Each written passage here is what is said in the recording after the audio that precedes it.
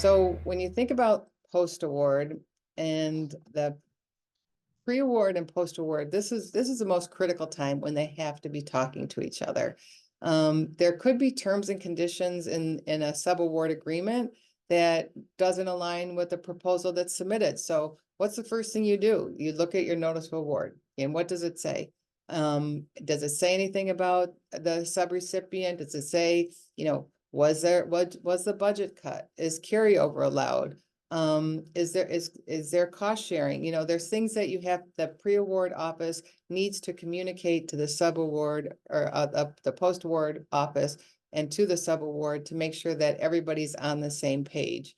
Who within your institution executes the agreements for the sub-awards? So who puts the sub-agreements together so they can be signed and looked at and make sure that everything that's on there is what the PI would want on there. So one of the things we look at is the RPPR. So if the RPPR is due within 45 days, you don't want to ask the sub-recipient to have their progress report information to you 30 days before, because you're not going to get it in time to submit your RPPR. So we say we want it 70 days before. So before the end of the award year. So those are conversations that have to happen at the post-award side. If there's going to be a PO set up, who does that in the accounting system?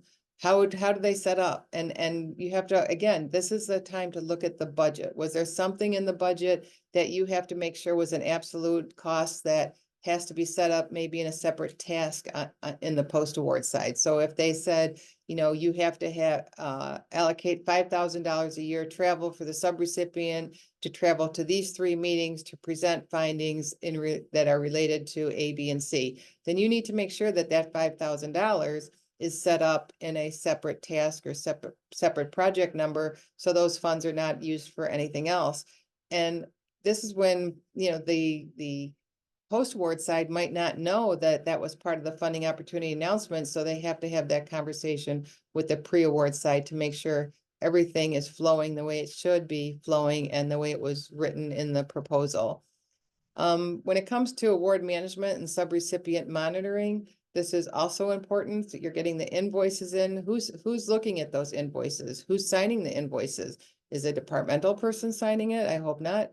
But, a lot of times they'll come in and they'll sit in the central office, and then they'll go to the PI. And, I think I learned it from Ann. We want your signature. We don't want your autograph. So we want them to look at the document, the invoice that's coming in, and is everything on there correct?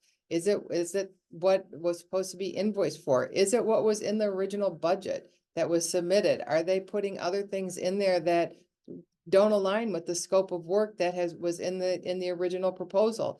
Is the PI putting in the effort that they said they were going to put in, or has it changed? I can tell you there's been times I've looked at an invoice and I'm kind of scratching my head saying, I'm not really sure why we're buying their water for their water cooler, but I don't think it was in the original proposal. And I think maybe we should have a conversation and take that out of there.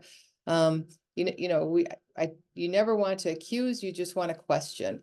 And then if the question can take you to the next level to come up with your answer, that's the way I do business. That's the way I like to do business.